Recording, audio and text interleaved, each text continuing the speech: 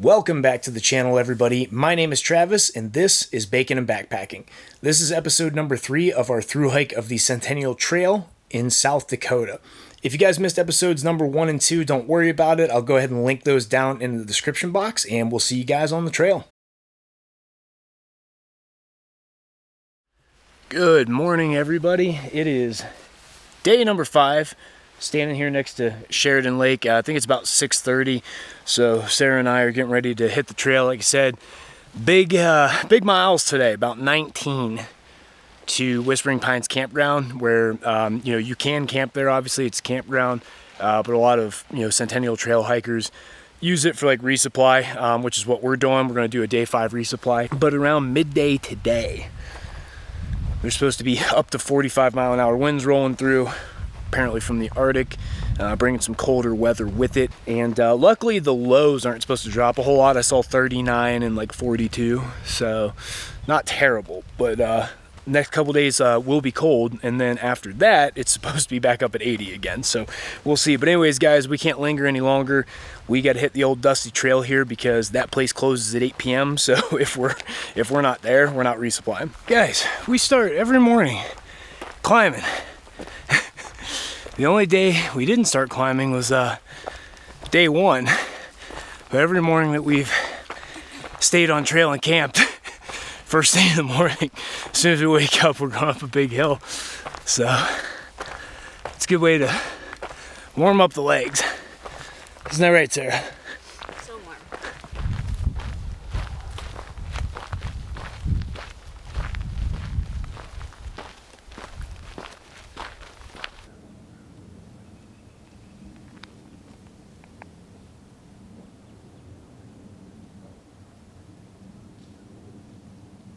Walking down the trail. Yeah.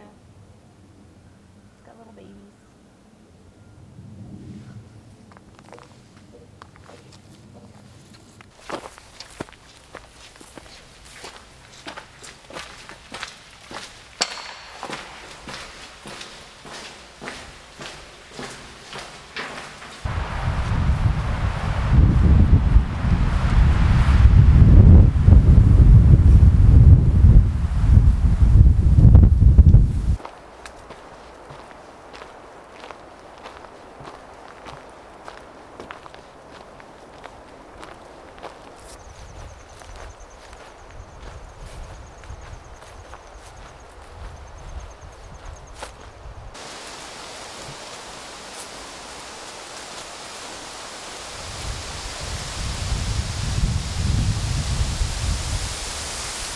Little sit rep. Been hiking for about 2 hours, and I think we're less than a mile from our next water resupply. There's a cow trough out in the pasture. Supposedly it's supposed to be really cold, really clear water, so we'll see about that when we get there. But yeah, we'll probably take a break up there, because at that point we'll have been moving probably about 2.5 hours, and we've been kind of taking a break every 4 to 5 miles. This trip seems to do it. Like, for example, my feet already kind of hurt, and we still have probably like 15 miles left for today. So it seems like if you take a 15-minute break or so, you kind of get like that, I don't know, you just get it back, you know what I mean? And then as the day goes on, the breaks feel like they need to be more and more frequent, but that's kind of how we've been managing it so far. It is a break about every 4 miles.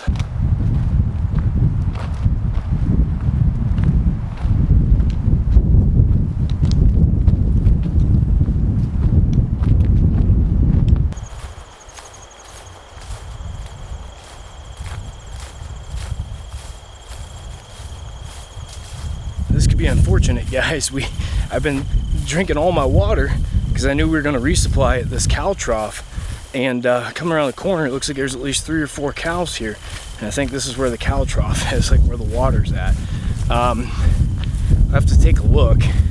If none of them are bulls, we could probably shoe them, I guess, but if there's a bull in there, I'm not going to fight them.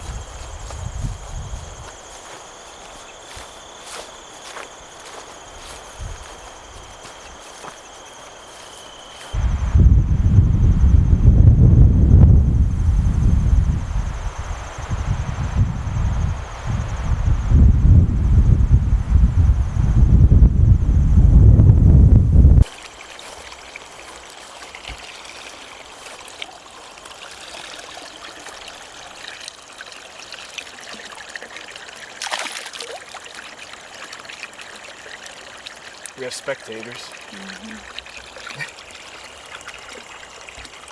That's smart though. I like that they put that fence in the middle so the cows can drink and then we can get ours without being accosted by the cows. Got some plants growing in there. Huh? Some plants growing in there. Yeah. And on there.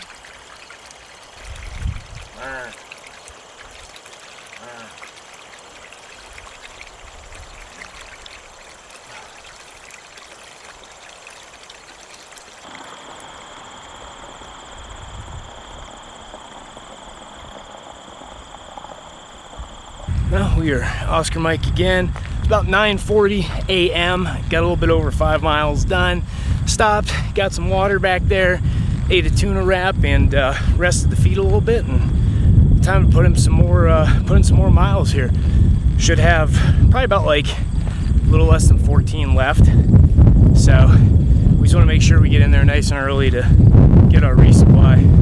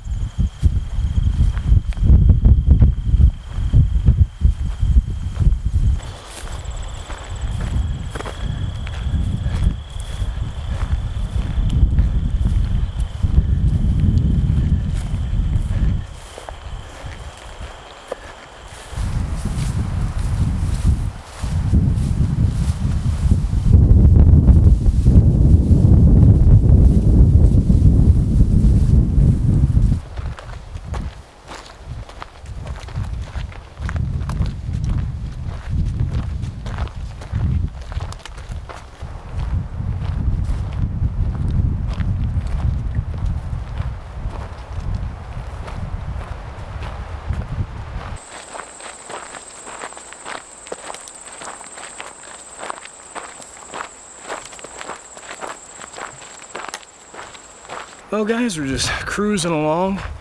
Don't even think it's 11 yet. About 8 miles in. Next notable point of interest is going to be Rapid Creek. You know, that creek's always reliable, so that's where we'll fill up next. Probably take a break there. We might actually take a break before then because it looks like it's, you know, still a decent chunk of miles to get there. But yeah, we're moving along pretty good, so I don't think we're gonna have any issues getting to the resupply today or anything like that, barring, you know, something happening. But it's been a pretty cruisy hiking day. A lot of good trail, a lot of easy trail, so miles have been coming pretty easy, which was needed on a 19.5 mile day 5.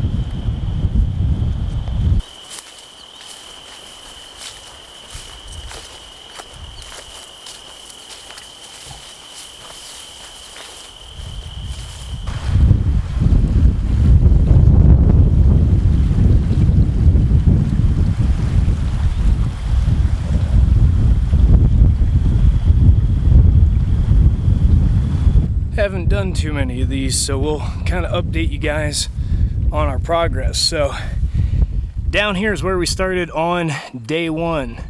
Made our way all the way up through here, and then here's what we did. We went up here to Cathedral Spires and everything. You don't see these trails on here. Cathedral Spires, Harney Fire Tower, and then we made our way back down, went backwards up to Mount Rushmore, and then came up. And now here we go. we stayed there last night, Dakota Point on Sheridan Lake. And we are right here right now. We're getting ready to get up to the Pactola Reservoir, and we're going to keep pushing. And I know somewhere, it doesn't look like it's marked on here, but somewhere near Deer Creek Trailhead, right over here is Whispering Pines Campground, and that is our resupply. But yeah, guys, so all we'll have left is everything up through here. Dalton Lake is the next big point of interest, and then kind of like Alkali Creek Camp, and then from there it's on to Fort Meade and Bear Butte to the summit.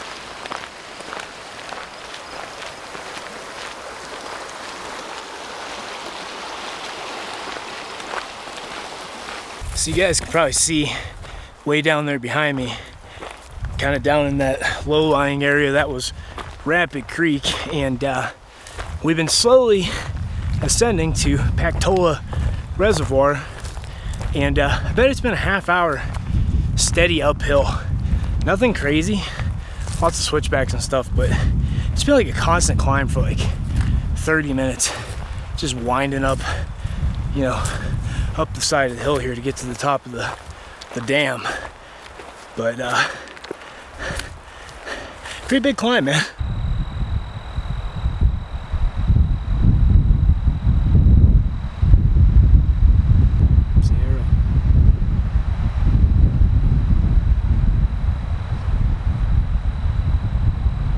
Time for another trail update. So it's about 3:20 p.m.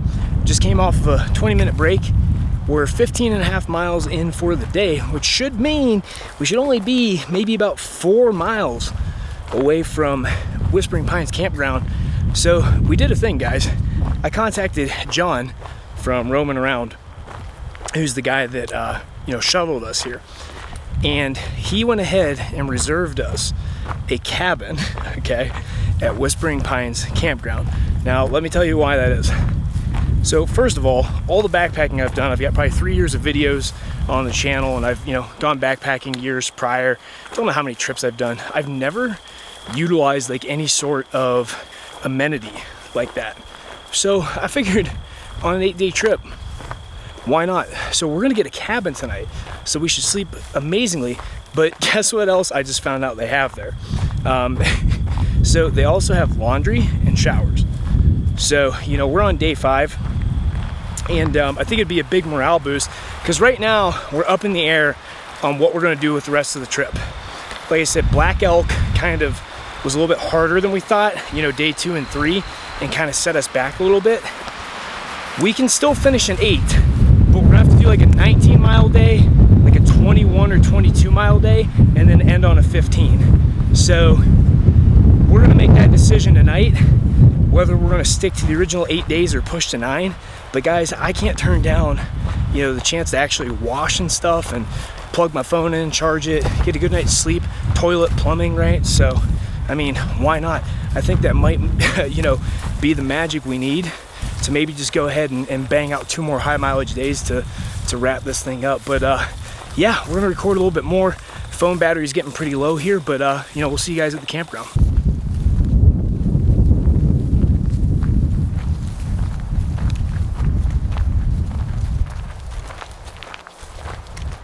Well guys, just so you know, if you ever come out here, that continues the Centennial Trail, and if you're going to resupply or camp at Whispering Pines, they tell you to follow the disco ball, and sure enough, there's the disco ball. So we're going to run down in here and resupply and get ourselves a cabin.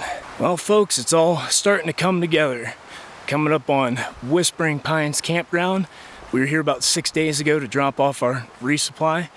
Yeah, it's been a while, hasn't it, Sarah? Because we took 2 days to drive out here and dropped off the resupply, and now here we are, day 5 on trail, rolling up.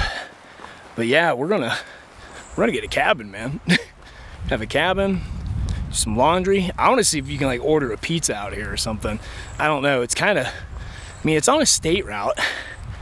Somebody must deliver out here. I don't know, but we'll probably catch up with you guys either at the end of the night tonight or possibly even in the morning, guys, because I want to maximize you know, this time that we have right here to hash out the rest of the plan for the trip, take care of ourselves tonight, and get some sleep. So might touch base later, might not, but we'll see you guys when we see you. All right, guys, so I have to show you this real quick because this is the most clutch thing I've ever done. So we're at a campground. Over there is like the lodge, but yeah, here's our little cabin. It's about $53 a night. So one thing you guys are going to keep in mind, I mean, it's simple, right? It's just a place for you to sleep, put your stuff. There is refrigerator, microwave. You can see that we have a gear bomb, you know, over here that just went off because, you know, we're sorting out all of our stuff. I just showered. Sarah's going to shower. And they do have laundry as well too. So this is super clutch, guys. Just be aware for Whispering Pines, there is a 2-night minimum reservation. Okay, so if you want to reserve a cabin, you have to put in for 2 nights, which is what I had done. But then when I got here, okay, they said for hikers coming off trail, they only charge you for the 1 night. So we only paid $53 instead of $106. Okay, but just be aware though, you can walk up, but there may not be one available, and then you're SOL. But yeah, guys, little cabin. This is a first for me. They've got all kinds of pokey bait and snacks and stuff like that over here for you. You know, I got a Gatorade over there that I just drank, and there's a hiker box too that other people leave behind. Be aware. They just have like covers on the mattress, no sheets or anything like that. So I got to figure out what I'm going to do for a pillow. But it is very basic, but it's somewhere for you to lay your head at night. But anyways, guys, I want to take advantage of the fact that there is an outlet over here and charge my phone and try to get some freaking sleep tonight. It's about 6:45 a.m. and Sarah and I are getting ready to step off for the day. But yeah, this is Whispering Pines Campground. That's their general store right there where all the business is done. It was a little bit too cold to take a swim. It's about 40 degrees this morning. As you can see, there's still frost on the grass, but yeah, like over this way, down there. It's a little cabin we stayed at. But yeah, guys, I want to get moving. I'm kind of shivering. I'm wearing a sun hoodie and shorts, and it's 40, so I want to get moving. But yeah, we're gonna get back on trail, guys.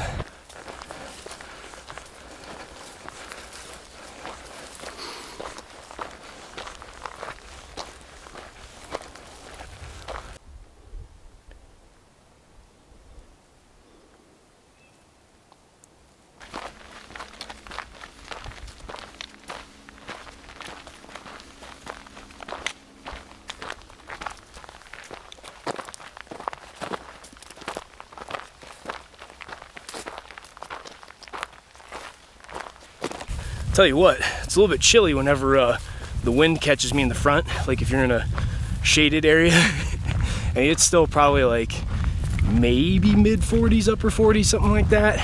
So nippy when that breeze is blowing, man. But yeah, good news though is that even though it's cold today, is that it's not supposed to be as windy as yesterday. And it's also supposed to be sunny, not overcast. So it's only going to get up to a high of about 59. But as long as you're moving and in the sun, shouldn't be too bad. But we're going to keep pushing along. We're almost to Pilot Knob Trailhead, and then we're going to push on to Box Elder.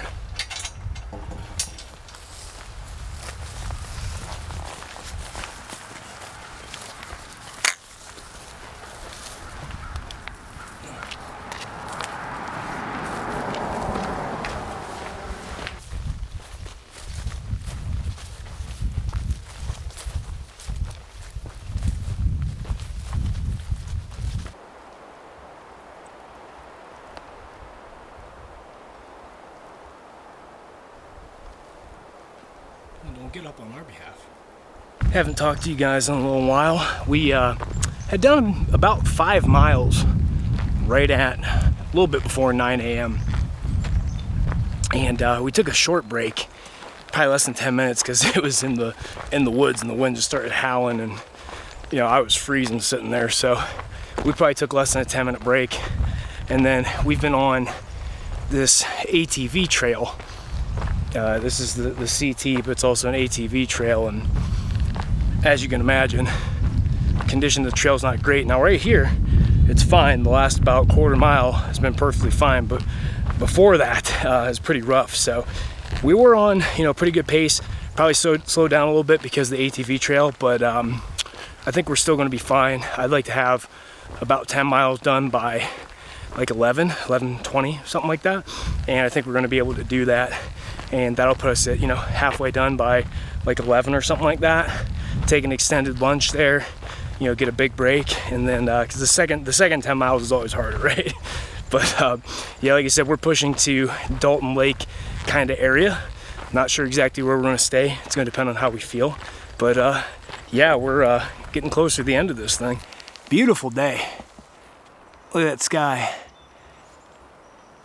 Not too many clouds, just deep blue. Not as pretty as this view though. But yeah, it's a beautiful day. And then Sarah brought up a good point. We've hit our all-time mileage PR. I think you went to Highline in Utah about a year ago. We did, I think, 82 miles in 7 days. Harder hiking, but we're about 87 and a half right now in 5.5 days. So definitely a mileage PR.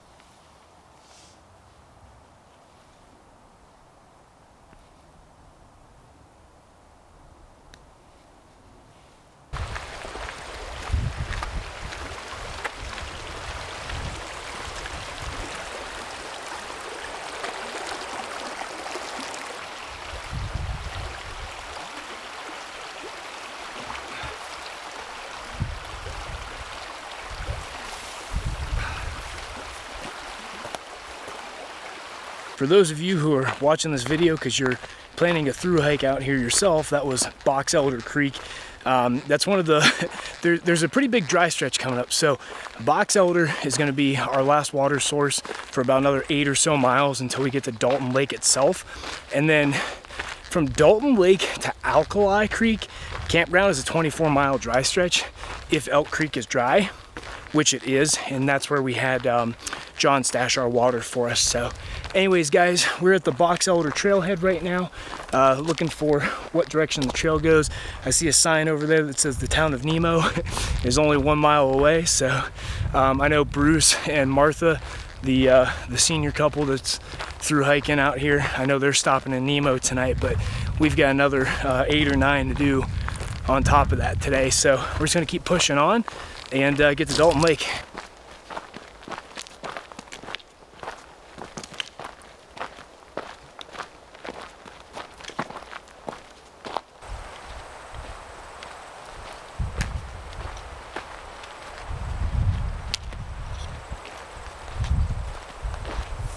Man, it's just a postcard day today.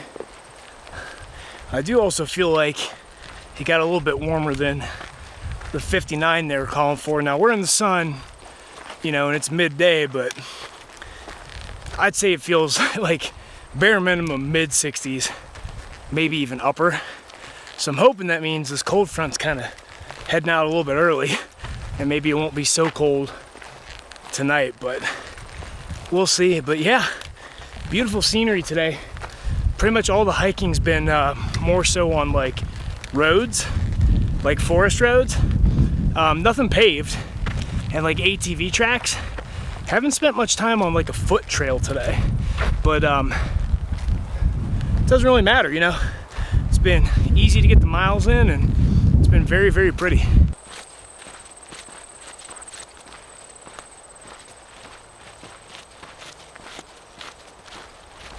There's a little look down into Nemo from the trail. We're just gonna pass over the road though here and continue on to Dalton Lake.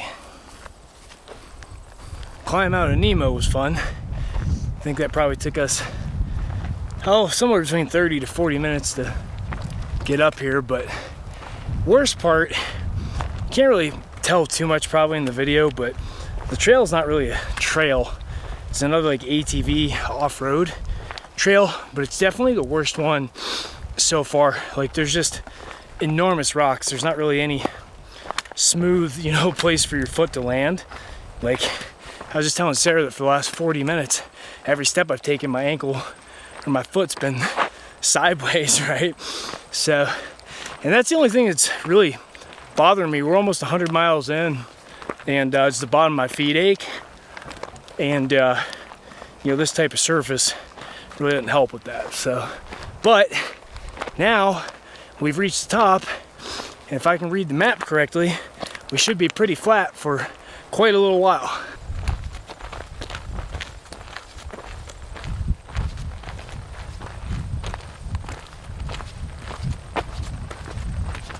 We are just under 15 miles in for the day, and it's 2 o'clock. But yeah, I was looking at the map. We're not super far from Dalton, definitely less than 5 miles. So we're gonna take a 20-minute break here or so. And just random side note, we're facing opposite directions just because there was a mountain lion sighting up here about 3 months ago, like on this stretch of trail.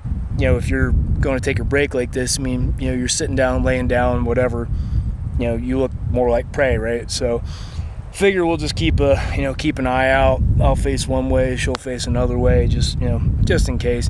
Not really too worried about it, but they are out here, so, you know, a little bit of situational awareness never hurt anybody. But yeah, so we're gonna chill out, maybe have a snack, and then probably get up and move in here in about 15 minutes or so and get on to Dalton.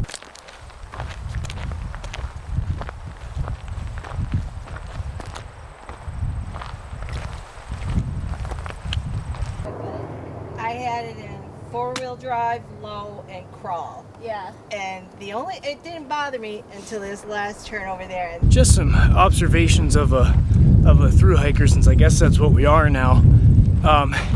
We just got passed up by some quads, and then we passed up the quads, and now they stopped for an overlook. But you know, they were saying, they're like, you guys are walking this? They're like, this thing isn't fit for four-wheelers, because there's some spots, man, you have a hard time climbing it with a quad, like legit. And like, his wife was not stuck, but kind of scared to go up one spot, and it was really sketchy. I probably wouldn't have wanted to drive up it, but I'm hoping this stops at some point here, man, because it's been probably 3 or so miles and it's just real slow going. Seems to be like a little bit better right here, but it just puts a hurting on your feet and your ankles, man. Nope, there it is, same thing.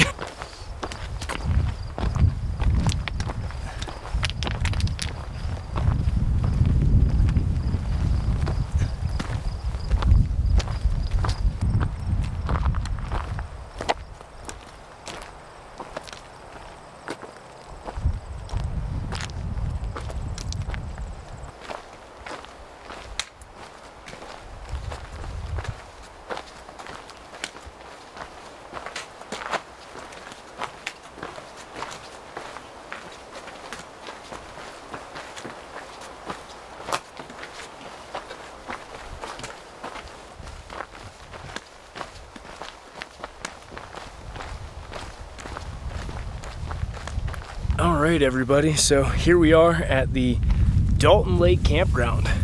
It's actually not packed full, but yeah, we're actually gonna stay here at the campground for a couple different reasons. Mileage wise, it was about perfect. We did 19.2. We just rolled over the 100 mark. Sarah, we just rolled over the 100-mile mark. Say woo or something. Wow. but nah, but it did feel good though. And I think the plan is, you know, it's not even 5 o'clock and we're already here. We've got, you know, a campsite. We could make a fire if we want to. This wind is a little bit ridiculous still, but it's supposed to be calming down by about 6. But anyways, though, we can kind of post up over here, probably get an early night's sleep, and then tomorrow is probably gonna be the most mileage of the trip. We could do anywhere from like 20 to like 22 and a half, which, Sarah, we would have got that done today, by the way.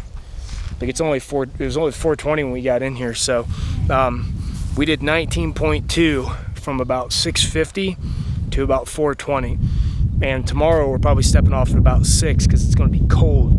We both kind of agreed we're just going to get up, not sit down and cook breakfast or anything. We're just going to get up, pack up, eat some like Nutri-Grain bars on the walk, and then as it warms up, if we want to stop and like make oatmeal, coffee, stuff like that, we will. But yeah, for right now, I think the plan's to, I mean, we might be on trail by 6 a.m. So tomorrow will suck, but it'll knock out most of the mileage, at least 20 miles of it. And then I think we're going to aim for Alkali Creek campground, possibly, because I know there's water there. But we'll see. And then last day is summit day. You know, we summit Bear Butte. So anyways, guys, we're going to get set up, and we'll chat you guys later. About 6:15 p.m. right now, and we've got all of our shelters set up. Cross your fingers that those hold up tonight, because I mean, we had wind gusts of probably at least 40 miles an hour whipping through here, and there's no windbreak at this campground. Seems to have calmed down for now, but yeah, I don't want my tarp to come flying in the middle of the night. We've got all the stakes held down with rocks as well too, but we'll see. Got some food on right now. I've got some sweet pork and rice. Obviously, 8-day trip. We pulled them out of the bags they come in and put them in Ziplocs to save space. And then the camp host down here is super cool. He made dessert for everybody, so it's like apples, cinnamon, whipped cream, and something else he said in there. Caramel, yeah. There's caramel in there too. So he carried dessert around all the campsite, so he's a super cool guy. But yeah, I'm gonna have this sweet pork and rice from Peak, these apples, and then probably a little bit of macadamias. Should put me about 1,100 calories for dinner. And it sounds like we're gonna need it. We talked to a guy who's, how many times did he say he's hiked the Centennial Trail? I don't know. He said he's hiked the Centennial Trail multiple times, and right now he's doing a supported hike with his sister. So basically he's hiking each section, she's picking him up in the car, and I wasn't really clear if he's like staying at campgrounds or They're if here. They're here. Oh, okay, so they're staying at campgrounds, so he's not like bush camping. But then again, 3 nights of the 7 we didn't either, which is why I said it's easy to, you know, plan like a through hike out here as far as the logistics. But yeah, apparently that guy was telling us that the hill that we're going to go up first thing in the morning is the hardest hill on the trip, and you go up it, you go straight down it into like a saddle, and then straight up another one, and then straight down that one. So we're going to start the day off with a bunch of ups and downs, and it'll also be the highest mileage day of the trip as well. I would like to make it an Alkali Creek campground tomorrow, just to put us closer to Bear Butte the last day, day 8. But, you know, we'll see. I mean, it seems like it's going to be, you know, pretty hard hiking, but I don't know about you, but I mean, I feel like we got our trail legs. I mean, we set off at 6:50 a.m. and got here at 4:30. Yeah. 4:30, so whatever the math is on that, 6:30 to 4:30 would be 10 hours. So really, a little over 9.5 hours. We did 19 miles and change, and that's with taking 3 breaks. So I think that a 22 mile day is well within striking distance. So we may go all the way to Alkali Creek campground, barring something going wrong. I'm going to go grab at least probably 3 liters of water apiece, because this is the last water source until the Elk Creek trailhead. And like I said, there's a lot of climbing in between us and that. So I really don't want to carry 4 liters up that, but I think I'm going to carry 3. So, and then we have a water resupply at that trailhead. So, and then that'll get us through the rest of the night. So, but anyways, yeah, guys, I mean, this is it. So, you know, one more sleep and well, actually, we got sleep tomorrow and then a wake up, right? So, I still have all of day 7 and then half the day 8, and you know, we'll put this thing to bed. But anyways, guys, I think it's about time for us to hop off of here, and we'll probably see you on a very, very cold morning. All right, everybody, that's going to wrap up episode number 3. Before you head out, do me a couple favors, guys. If you liked the episode, go ahead and smash that like button, drop a comment, and most importantly, subscribe. As with all of my backpacking trip videos, I am going to leave a couple of resources down in the description box for you guys. The first one is going to be a link to my Pack Wizard. Basically, that's going to have all of the gear that I took with me on this trip, so you can plan your own hike. And the second resource is going to be a link to my GPX file. Basically, you guys can download that, upload it into your hiking app of choice. It's going to show you the route that we took, the water crossings, and basically all the hiking data and like camping information about the trip. But as always, guys, thank you so much, and we'll see you in the next episode.